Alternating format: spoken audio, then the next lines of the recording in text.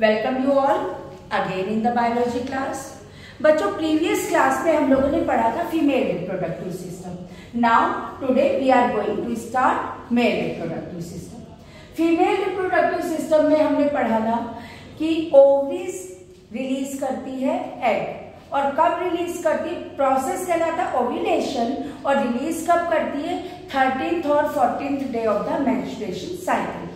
अब एग तो बेटा एक ही रिलीज होता है, लेकिन जब हम मेल रिप्रोडक्टिव सिस्टम की तरफ देखते हैं तो यहाँ पर मेल रिप्रोडक्टिव सिस्टम में हम पढ़ते हैं स्ट्रक्चर ऑफ टेस्टिस। टेस्टिस का बेटा ये longitudinal section of the testis given है, that one is the LS of testis. अब here you people are able to get कि ये जो टेस्टिस है दैट जैसे फीमेल के केस में अ पेयर ऑफ ओवरी है, यहाँ पर अ पेयर ऑफ टेस्टिस है।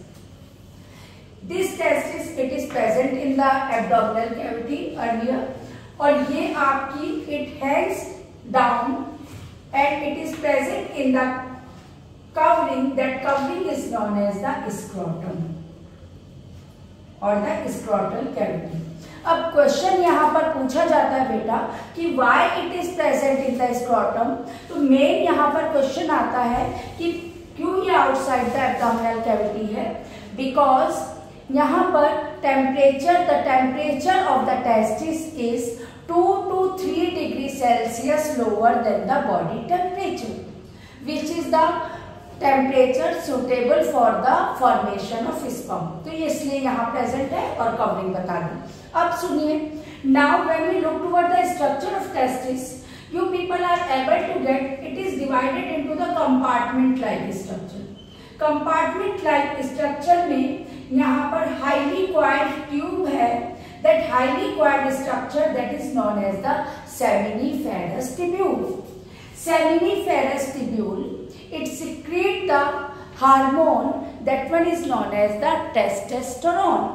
Testosterone, that one is the as well as यहाँ पर हम बात करेंगे, ये सेमिनिफेरस ट्यूब्यूल हमारा रिलीज करता है, सिक्रीट करता है sperm and the process is known as the spermatogenesis. Process is spermatogenesis.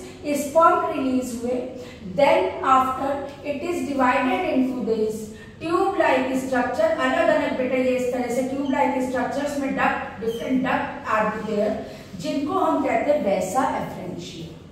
वैसा एफरेंशिया। एक चीज और मैं बताऊंगी बच्चों, कुछ बुक में आपको लिखा होगा कि टेस्टिस प्रोड्यूस करता है, स्पर्म प्रोड्यूस करता है, ठीक है, प्लस एक बात आएगी टेस्टोस्टेरोन प्रोड्यूस करता है, ठीक है, बट यहाँ पर ये सही चीज नहीं है। अगर हम एग्जैक्ट आंसर देखेंगे तो एग्जैक्ट आंसर है कि इस सेमिनिफेरस ट्यूब्यूल में हमारा लैटिक सेल प्रेजेंट होता है, that one is the Leydig cell. It is also known as the interstitial cell. Interstitial cell. अब ये पैकिंग सब्सटेंस फॉर्म करता है, पैकिंग मटेरियल प्रोवाइड करता है, और यही लैटिक सेल्स हमारा प्रोड्यूस करता है हार्मोन टेस्टोस्टेरोन। तो ध्यान रखना बच्चों, मेन अगर एग्जैक्ट आंसर हम देखेंगे तो टेस्टोस्टेरोन हमारा ही लैटिक सेल प्रोड्यूस करता है, टेस्टिस हमारा यहाँ पर आपका स्पर्म प्रोड्यूस हो गया। अब मैंने बताया आपको स्पर्म पता चल गया, देन टेस्टोस्टेरोन हार्मोन पता चल गया। फिर मैंने बताया जब सेमिनिफेरस ट्यूब्यूल में यहाँ पर आपका जब टेस्टिस के अंदर स्पर्म प्रोड्यूस हो गए, then seminiferous tubule it is divided into the duct like structure, tube like structure, that one is known as the vasa efferentia.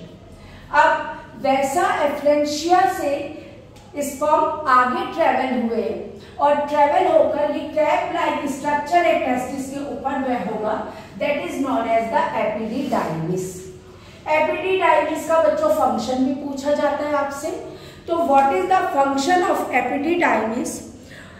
Epididymis mainly temporary storage of sperm has been taken place in the epididymis.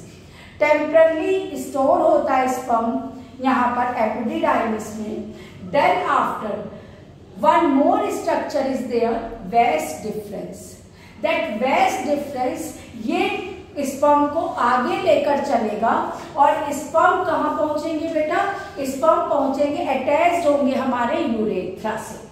तो mainly अगर हम देखते urethra से attached होंगे, then after penis, that one is the structure which release the sperm as well as the urine also. It is a common passage for sperm and that one is the urine. So that one is all about the structure of testis. और हमने बताया इसमें आपने देख लिए different parts बेटा कौन कौन से थे, सेमिफेरस ट्यूब्यूल, वेस एफरेंशिया, वेस एपिडिडाइमिस, वेस डिफरेंस। अब ये तो बेटा, और मैंने बताया फिर पेनिस, देन लेकिन बच्चों कुछ इसमें एसेसरी ग्लैंड भी प्रेजेंट है। What are these accessory gland?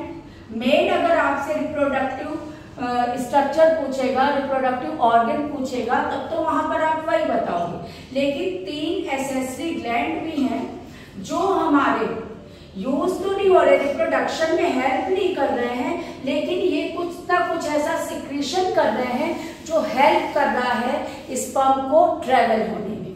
What are these accessory gland? 3 है बेटा। दैट वन इज फर्स्ट है सेमिनल वेसिकल,